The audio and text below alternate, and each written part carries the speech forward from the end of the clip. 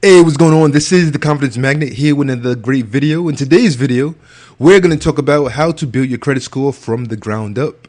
The reason why you want to build your credit score is to have access to money whenever you need it if you don't have that money in the bank. And in my opinion, good credit is better than money in the bank. If you have no credit or bad credit, you need a starting point. I'm going to give you some good game on how to improve your credit score to take your life to another level. You want to have access to capital if you want to buy a car, if you want to buy a house, if you want to make improvements on your house, if you need money to pay bills for a certain amount, and you might need to take out a loan, or you might need to pull it from your credit card. You want to have access to money when you need it. There are 3 credit bureaus that your credit scores come from. You have TransUnion, Equifax, and Experian. To determine your FICO score, you go by the middle number from all 3 of these companies, these bureaus. So what you're going to do is you're going to say, okay, one bureau is giving me a credit score of 700. The other credit score, the other bureau is giving me a credit score of 650, and there's another one that's giving me a credit score of 600. So you take the lowest score and the highest score, you remove those, and that's your FICO score right there. So the 650 would be your FICO score. And the credit score ranges from 300 to 850. The higher the score, the better. So your goal is to get to 850 or as close to 850 as possible. I want to share some elements with you of building your credit score. And this will help you build your credit score as quickly as possible.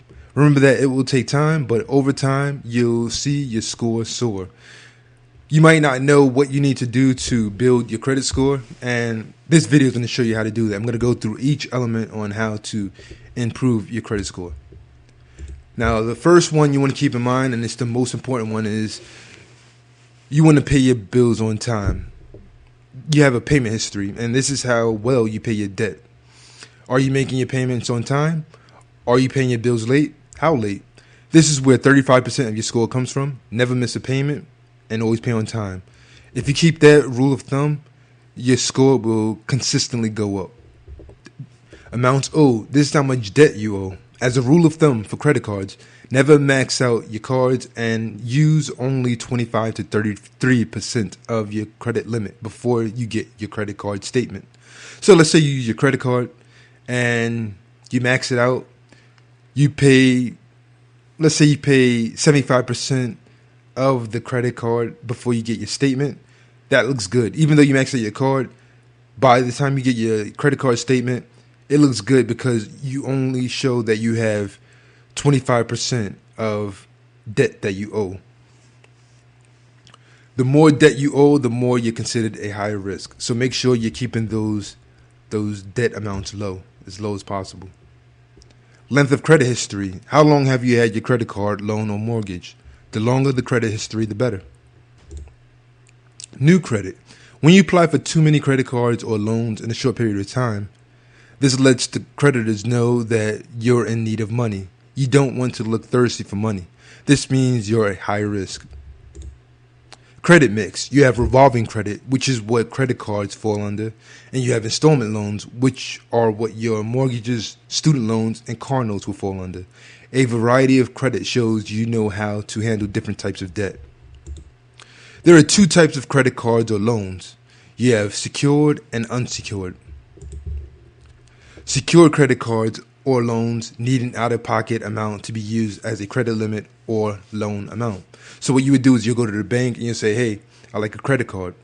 Let's say that you can't apply for a regular credit card because you have no credit or you have really, really bad credit, so you want to build up. So they'll say, okay, you have the option of getting a secured credit card.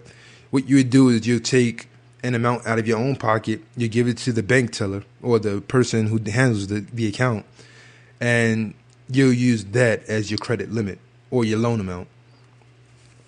So once you pay off the amount, or you get your statement and you pay that on time, you'll have what's considered a credit history. Even though it's a secured credit card, it still counts as if it's a regular credit card. You have unsecured credit cards or loans. Unsecured credit cards or loans do not require an out-of-pocket down payment. All you need to do is apply and hopefully get approved. Now, what you're familiar with is the unsecured credit cards. That's when you apply for an application that came in the mail, or you done it online and you get approved. That's what an unsecured credit card loan is. I'm going to give you some steps or some key things to keep in mind when it comes to building your credit score at a top-notch level. You want to know where your credit score is, and you can get that for free. You can get your credit score for free. By law, you can check your credit score for free one time each year. Now, in my opinion, I think that you should go to one of these companies that it lets you check your credit score anytime you want. Being that you're building up your credit score, you want to know where you stand on a regular basis. You don't have to check it daily, but you can check it weekly, monthly, bi-weekly, every other month. You want to see that each account is being reported to each credit bureau, or what credit bureaus they're applying to. Because sometimes when you apply for a credit card or a loan, they pull from one or two credit bureaus, but not from others. So you want to make sure that you're checking that out. Okay, another thing you want to do is you want to get your credit history popping. So you want to get your first credit card. And by you getting your first credit card, you might not be able to get an unsecured credit card. So you might need to apply for a secured credit card. If you get a secured credit card, it's just as good as an unsecured credit card. Once you have a credit history and it shows that you've been paying your bills on time over a course of time, you can apply for an unsecured credit card and you may get approved. Another thing you want to do is you want to start applying for loans. Apply for a small loan first. Like I said, with the credit card, you might need to get a secured loan. That secured loan, once it shows that you've been paying your bills on time or you paid off that small loan, you can start applying for unsecured loans. You want to make sure that the loan and the credit card bills that you're getting each month, it's not too overwhelming that you can't pay your bills, because all you need to do is apply for too much debt. And when you apply for too much debt, you can't pay the rest of your bills off.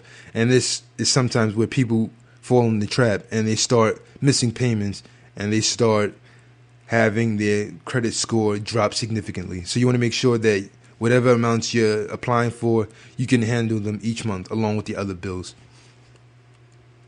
You want to keep your credit card balance no more than 25 to 33% of your credit limit.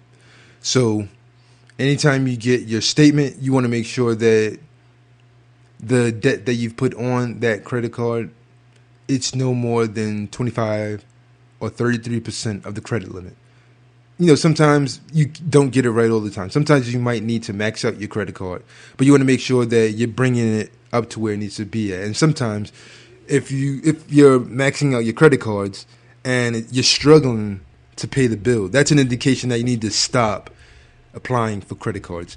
So there's always a stopping point, and when you got to that point that you're maxing out all your cards, that's usually a sign that it's too late. So my opinion, if you do actually pay those credit cards off that you've maxed out, lower the credit limit to keep you from getting to that point. And the most important thing is you never, ever, ever, ever want to miss a payment. Once you miss a payment, this will reflect poorly on your credit history. I want to thank you guys for watching this video. Don't forget to subscribe. You can follow me on Twitter. You can join my mailing list where you get my free ebook, The Confident Skyscraper. Links are in the description. I want to thank you guys for watching this video. Don't forget to rate, comment, and subscribe. Stay tuned for the next video. Peace.